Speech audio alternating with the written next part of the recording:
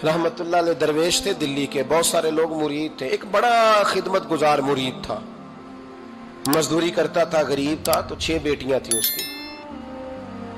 हजरत साहब के पास रोज आके कहता, हुजूर बच्चियों के लिए दुआ करें, अल्लाह कोई असबाब पैदा कर दे। एक बच्ची की शादी का खर्चा 1000 दिनार है और मैं गरीब हूं। हजरत साहब दुआ कर देते। खानका शरीफ के थोड़े ही फासले पर, हजरत जहां बैठ के मुरीदों की तरबियत करते थे, उससे थोड़ा ही फासले पर ना एक ईसाई रहता था, बड़ा मालदार था, बड़ी सारे ऊंट, गायें, भेड़, बकरियां रखी हुई थी और हजरत शरफुद्दीन रहमतुल्लाह अलैह की बड़ी मुखालफत करता था। और ये जो आपका गरीब मुरीद था, ये उसका पड़ोसी था। एक दिन बुला के ना उनको कहने लगा कि तू किधर जाके जो है वो टकरे मार रहा है, वहां से कुछ नहीं मिलने वाला। वो तुझे क्या देंगे जिनकी खानका खुद चंदे पे चलती है, मदरसा चंदे पे चलता है, मस्जिद चंदे पे चलती है, तेरी बेटी का मामला कहां हल होगा? तो उस दरवेश ने कहा कि तू मेरे पीर को नहीं जानता, तू अजय मेरा महबूब नहीं डिठा, तो पता नहीं ना, तू इस रस्ते का मुसाफिर नहीं, तू नहीं जानता, उनका बस चले ना तो वो हर कीमत में मेरी बेटियों की शादी करा दे। अब वो ईसाई था, कहने लगा अच्छा चलो ठीक है, अगर इतनी बात है ना तो जाओ उनसे जाके कह दो कि 6 साल के लिए मेरे साथ मुआहदा कर लें, तो मेरे जानवरों को चारा डाल दिया करे, 6 साल ड्यूटी करे, मैं 6000 दिनार दे देता हूं। वो मेरे साथ 6 साल मेरे जानवरों को चारा डाले, रखते हैं ना आप चारा डालने के लिए, एडवांस पैसे दे के। अब तो लोग उन्हें भी गुलाम ही बना लेते हैं, बड़ी थोड़ी तनख्वाह देते हैं, जुल्म करते हैं, पूरा मुआवजा नहीं देते। हजरत शेख शरफुद्दीन के बारे में वो कहने लगा, जब अपने पीर से जाके कह के मेरे जानवरों को 6 साल चारा डाले, मैं 6000 दे देता हूं, तू जो कहता है हर कीमत पे जाने को तैयार है। उसने जब ये बात की तो मुरीद ने नाराज हो गया, वो लड़ाई हो गई, गिरबान पकड़ लिया, झगड़ा हुआ, बात बड़ी दूर गई। इस तरह की बात करता मेरे हजरत के बारे में, तेरे जैसे कई मैं वहां काम पे रखा दूं। जब वो बड़ी बहस हुई, बात मोहल्ले में, इलाके में फैल गई, दुनिया ने सुन ली, तो शेख शरफुद्दीन तक भी पहुंच गई। इस तरह झगड़ा हुआ है। लोग सो गए इशा की नमाज के बाद। हजरत साहब ने ना सर पे कपड़ा लिया, उस ईसाई के दरवाजे पे दस्तक दी, वो बाहर आया, फरमाने लगे लोग तो सोच समझ के मुलाजम रखते हैं, तूने भी तो सोच ही लिया होगा, तभी तो मुझे ऑफर की है। तू अपनी ऑफर पे कायम है? वाकई मुझे रख लेगा और 6000 दिनार दे देगा? कहने लगा जा बाबा काम कर अपना। फरमाया नहीं, तूने इतने लोगों में बात की, इतनी बहस हुई, तो कायम है? कहने लगा मैं तो कायम हूं, पर आपने नहीं कायम रहना। फरमाया मैं सोच समझ के आया हूं। उसने कहा आप ड्यूटी करेंगे, भैंसों को चारा डालेंगे? फरमाया एक शर्त, बस जब अजान हो जाए ना तो मुझे रब की नमाज पढ़ने की इजाजत दे देना, बाकी सुबह शाम जो तू कहेगा। अगर उस गरीब की बेटियां ब्याही जाए तो मुझे और क्या चाहिए? उसकी 6 बेटियों का बोझ है उसके सर पे, तू मुझे रख ले। अल्लाह अकबर। वो कहने लगा चले पे मेरे साथ खते बंदगी कर ले। आजकल हम स्टाम करते हैं, उस जमाने में खते बंदगी होता था, गुलामी का खत, काजी शहर के पास, यानी उसका ख्याल था कि चलो स्टाम की बात करूंगा तो भाग जाएंगे। फरमाया चल मैं तैयार हूं। काजी तक गए, तय हो गया, 6000 दिनार दे दिए। हजरत ने मुरीद को बुलाया, फरमाया पुत्र ये ले जा, जा मेरी बेटियों को रवाना कर दे। कहने लगा हुजूर ये क्या कर रहे हो आप, कुछ सोचे? फरमाया यार जब तुझे बेटा बना लिया तो फिर मेरी पोतियां तो लगती हैं ना, मेरा हक तो बनता है ना, जा जाके ड्यूटी कर, उनको ब्याह दे। बात फैल गई। बादशाह भी अकीदतमंद था, वो 12000 दिनार लेके पहुंचा। क्या बताऊं इन रब के बंदों का दिल कैसा होता है, क्या दर्द होता है, क्या रंग। 12000 दिनार लेके बादशाह आया और आके हजरत को पेश किए, का हुजूर आप दें इस ईसाई को, डबल दें और जाए काम करें। आप फरमाने लगे तू पैसे दे, शर्तें ना लगा, मेरा जहां दिल करेगा मैं खर्च करूंगा। मुझे तो मजा ही अब आने लगा है, अभी तो लुत्फ आ रहा है, अभी तो जायका आया है कुछ करने का। पैसे देने हैं तो दे, पाबंदी ना लगा, जहां मेरा दिल करेगा मैं। उसने कहा हुजूर ठीक है रख ले। हजरत ने फजर मस्जिद में पढ़ी, जेब में 12000 दिनार थे, ऐलान फरमाया भी किसी और की बेटी भी बैठी है तो पैसे मेरे पास है। वो 12000 दिनार भी बांट दिया और 12000 दिनार बांट के ना तो फिर चले गए खेत में चारा काटने। उस ईसाई को किसी ने बतलाया कि उनके पास तो 12000 आया है, पर तुझसे जान नहीं छुड़ाई उन्होंने। वादा ये हुआ था कि 6 देंगे तो जाएंगे, जब तक देंगे नहीं तेरे घर में काम करेंगे। वो ना चारा काट रहे थे, हजरत साहब तो वहां पहुंच गया, दूर जाके खड़ा हो गया, कहने लगा बाबा پہلے تو میں نے مسلمانوں کے اخلاق سنے تھے، اب تو میں نے دیکھ بھی لیے. پر یہ بتا جب 12,000 آیا تھا جان کیوں نہیں چھڑائی؟ تو حضرت چارہ کاٹتے کاٹتے رو پڑے. فرمانے لگے تو نہیں نہ جانتا یہ بیٹیاں سانجھی ہوتی ہیں، پتہ نہیں نا. میرے رسول پاک نے تو حاتم تائی کی بیٹی کے سر پہ کپڑا رکھ کے کہا تھا بیٹیاں برابر ہوتی ہیں. تو یہ نہیں پتا جب اس کی 6 بیٹیوں کی شادی ہوئی ہے میرے اندر روحانیت کتنی بڑی ہے. فرمایا پھر 12,000 آیا ہے تو 2-4 بچیاں پھر گئی ہیں. تجھے نہیں پتا میں اندر سے راضی کتنا ہوں، میں تیری نوکری کرتا رہوں گا، پتہ نہیں اللہ کتنی بیٹیوں کو بیاہ دے گا. اتنا رویا وہ عیسائی کے پیروں میں بیٹھ گیا، کہنے لگا بابا میں نے تیری مخالفت کی ہے پر تیرے قریب آ کے پتہ چلا ہے کہ تو بہت اونچے اخلاق کا مالک ہے، اور اگر تیرا یہ مقام ہے تو تجھے اخلاق سکھانے والے محمد عربی کی شان کتنی ہوگی. ظالم کی بولیے جاتے نہیں لوگ جھوٹے گواہ بن کے. وکیل صاحب کو نہیں پتا ہوتا کہ یہ بندہ مجرم ہے جو میرے پاس آیا. کیا مجرموں کے وکیل نہیں ہوتے؟ بولے تو اس کو پتہ نہیں ہوتا وکیل صاحب کو کہ یہ صاحب مجرم ہے میرے پاس مقدمہ لے کے آئے. اور اگر بے ادبی نہ ہو جائے تو میرا خیال ہے قاضی عدالت کو بھی پتا ہوتا ہے کہ مجرم کون ہے اور مظلوم.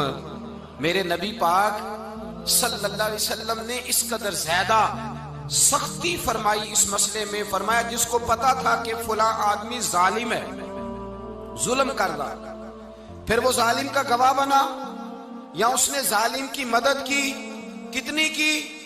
شارحین لکھتے ہیں چاہے اس نے ایک جملہ بول کے کی، چاہے ایک، سارے بولیے، چاہے ایک غریب کو اس نے ظلم کیا تو کہتے ہیں علاج یہ سی، چاہے ایک جملہ بول کے کی. شارحین اس حدیث کی شرح میں لکھتے ہیں ایک جملہ بول کے چاہے مدد کی.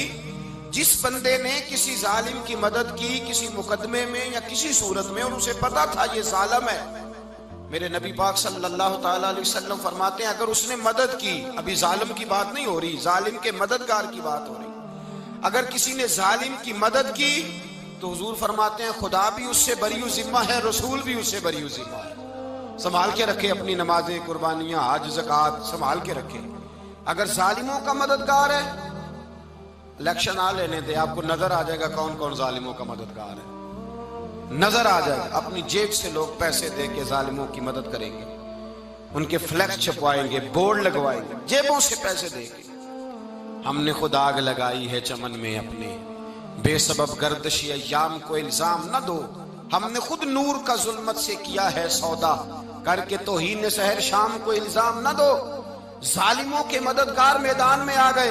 یہ چھوٹا لفظ نہیں، میرے حبیب پاک صلی اللہ علیہ وسلم نے فرمایا جو ظالم کا مددگار ہے سن لے جو سجن کے ساتھ کچہری جاتا ہے، وہ یاد رکھے جو دوست کا گواہ بنتا ہے، وہ یاد رکھے جو کہتا ہے میں مانگی گیا تھا، مجھے بلایا گیا تھا قبضہ چھڑانے کے لیے کسی غریب بیوہ کی جائیداد پہ، وہ سن لے تو مدد کر کے نہیں آیا، تو خدا کے ذمے سے نکل گیا ہے. رسول پاک نے فرمایا تیرا میرا تعلق ختم ہو گیا، تو ظالم کا مددگار ہو گیا. پھر تو کہتا میں بے چین ہوں، میں بے قرار ہوں، میں آزمائش کا شکار ہوں. پلٹ کے دیکھ تو صحیح تیرا گناہ کتنا بڑا ہے. میرے نبی پاک صلی اللہ علیہ وسلم کا ایک اور فرمان سن لیں، ابن ماجہ ابو داؤد میں موجود ہے. اس حدیث کو آپ نے یاد کر لینا ہے. کر لیں گے انشاءاللہ؟ سارے کہیے انشاءاللہ کر لیں گے یاد. حضور صلی اللہ علیہ وسلم نے فرمایا اگر تو ظالم کی مدد کرے گا نا، یہ لفظ دل کی تختی پہ لکھ لینا، یہ مکافات عمل ہے، مکافات عمل دنیا، ادھر کرو گے تو ادھر بھرو گے. فرمایا اگر تو کسی ظالم کی مدد کرے گا، سن لے حضور کا فرمان ہے، اگر تو ابن ماجہ ابو داؤد سیاہ میں موجود ہے، فرمایا اگر تو کسی ظالم کی مدد کرے گا تو رب تعالیٰ مرنے سے پہلے تیرے اوپر بھی ظالم کو مسلط کر دے گا. تیرے اوپر بھی ایک دفعہ ظلم ضرور ہوگا اگر تو ظالم کی، وہ کسی صورت میں بھی ہو سکتا ہے، کسی صورت میں بھی تیرا بیٹا ہی اٹھ کے ظلم کر دے گا، تو الجھ جائے گا، کسی نہ کسی جگہ تیرے لیے تباہی کا سامان ہوگا، تیرے اوپر ظلم ہوگا، اس لیے کہ تو ظالموں کا مددگار ہے. چاہیے یہ تھا کہ تو مظلوم کی مدد کرتا، انسانی ایمانی یقین کا فریضہ سر انجام دیتا، تو ظالموں کا مددگار ہو گیا. ٹٹول کے دیکھ لیں، رزلٹ نکال کے دیکھ لیں، ہمارے زمانے میں ظالموں کے مددگار زیادہ ہیں. اتنی لمبی زبانیں نکال کے ظالموں کی مدد کرتے ہیں. بڑے بڑے کالم نویس اللہ نے انہیں قدرت دی لکھنے کی، تو اپنا قلم ظالموں کی مدد میں خرچ کرتے ہیں۔ وہ لوگ جن کو اللہ تبارک و تعالیٰ نے قدرت دی، ہمت دی، طاقت دی، کچھ لوگ ان کے حلقہ احباب میں، وہ اپنے لوگوں کو استعمال کر کے ظالموں کی مدد کرتے ہیں، ظالموں کی مدد کرتے ہیں۔ میرے نبی کریم سید عالم نور مجسم صلی اللہ علیہ وسلم نے فرمایا، اگر تو نے ظالم کی مدد کی تو جب تک تو توبہ نہیں کرے گا رب تجھ سے ناراض ہی رہے گا۔ اللہ تجھ سے، او بھائی جس سے رب بھی ناراض ہو گیا، نہ کھانا نہ پینا نہ سونا نہ جاگنا نہ نیند، پھر تیری ہر چیز تیرے لیے آزمائش ہو جائے گی، پھر تیرا سایہ بھی تیرے لیے خوف کا سامان بنے گا، پھر زندگی جیتی جاگتی لاش بن جائے گی، تو اپنے کندھوں پر اپنی میت اٹھائے پھرے گا جب تو ظالم کا مددگار ہوگا۔ اور نبی پاک صلی اللہ علیہ وسلم نے فرمایا، ظالموں کا مددگار بھی ظالم ہوتا ہے، ظالموں کا مددگار بھی، سارے بولے، ظالموں کا مددگار بھی نہیں، کو نہیں، آپ سارے نہیں بولے، ایک دفعہ بولے، ظالموں کا مددگار بھی، پکی بات ہے، ظالموں کا مددگار بھی۔ اللہ اکبر، جس کا یارانہ ہو، جس کا دوستانہ ہو، جو کہے میں نے نا اس کو اوکھے ویلے کے لیے ظالم کو یاد رکھا ہوا ہے۔ کبھی مشکل میں رکھے نہیں ہوئے لوگوں نے ظالم دوست، کہتے میں نے رکھے ہوئے ہیں، بلکہ ہمارے دیہات میں تو کہتے ہیں میں نے بازو بنائے ہوئے ہیں۔ کس کو بازو بنا لیا؟ ظالم بھی کبھی بازو ہوتا ہے، جو ظلم کی تلوار لیے میدان میں کھڑا ہے۔ قارون، حامان، فرعون، نمرود کا حال نہیں لوگوں نے دیکھا؟ اپنے زمانے میں آپ نے کتنے لوگ نہیں دیکھے جن کے سائے سے، آواز سے لوگ کانپتے تھے؟ پھر پولیس کی گاڑیوں میں وہ اس طرح مردہ پڑے کہ دنیا نے تماشا دیکھا ان کا۔ یہ رنگ ہم نے دیکھے نہیں اپنے آنکھوں سے۔ فرمایا ظالم کا مددگار بھی، جو کار میں بٹھا کے لے کے گیا وہ بھی ظالم، جس نے چائے پلائی وہ بھی، جس شخص نے کھانا کھلایا وہ بھی، جو کچہری تک ساتھ گیا وہ بھی، جس نے فلیکس کے نیچے، بڑے شرابی کے نیچے چھوٹی اپنی فوٹو لگائی وہ بھی، جو ووٹ کی پرچی ڈالنے گیا وہ بھی۔ کہہ دینا باہر نکل کے کہ حضرت صاحب نے سیاسی تقریر کی ہے، کہہ دینا، پر بات تو سچی ہے نا۔ خو کرے ہم تو سے تھوڑا سا گلا بھی سن لے، خو کرے ہم تو سے تھوڑا سا بھی گلا۔ امام مالک کے پاس ایک بندہ آیا، اس نے کہا حضور میں درزی ہوں، ایک ظالم بادشاہ مجھ سے کپڑے سلواتا ہے، میں تو ظالموں کا مددگار نہیں نا۔ ایک ظالم بادشاہ مجھ سے، حضور میں تو مددگار نہیں نا ظالموں کا، جو فرمایا ظالموں کا مددگار بھی ظالم ہوتا ہے، تو کپڑے لے کے آتا ہے میں سی کے دے دیتا ہوں، ذمہ داری نہیں۔ یہ ایک آدمی دکاندار ہے، اس سے کوئی بندہ چیز خریدنے آئے گا تو تھوڑی کہے گا میں نے نہیں دینی، تو دے گا۔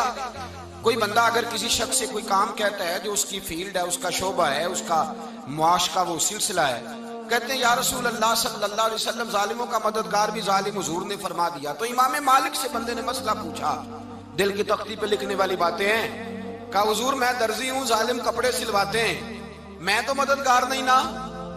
امام صاحب کہنے لگے نہیں، مددگار تو وہ ہوگا جو تجھے سوئی دھاگا فراہم کرے گا، تو پورے کپڑے سی کے دیتا ہے، تو خود بہت بڑا ظالم ہے، تو پورے سوٹ سی کے دیتا ہے، تو بہت بڑا ظالم خود ہے۔ مددگار تو وہ ہوگا جو تجھے دھاگا دے گا، جو تجھے بٹن دے گا، جو تجھے نلکی دے گا، جو ظالم سے اتنی نفرت ظلم کر کے بندہ ہے۔ یہاں تو ہمارے زمانے میں ہیرو بن جاتے ہیں لوگ، ظالم ہیرو ہے، لوگ اس سے ڈرتے پھرتے ہیں، گھومتے پھرتے ہیں، اور بہت سارے کم مزاج لوگ اس کے پیچھے ہاتھ باندھ کے پھرتے ہیں۔ ظالموں کی مدد کرنا، ظالموں کے ساتھ رہنا، یہ ظلم ہے، ظلم، یہ زیادتی ہے۔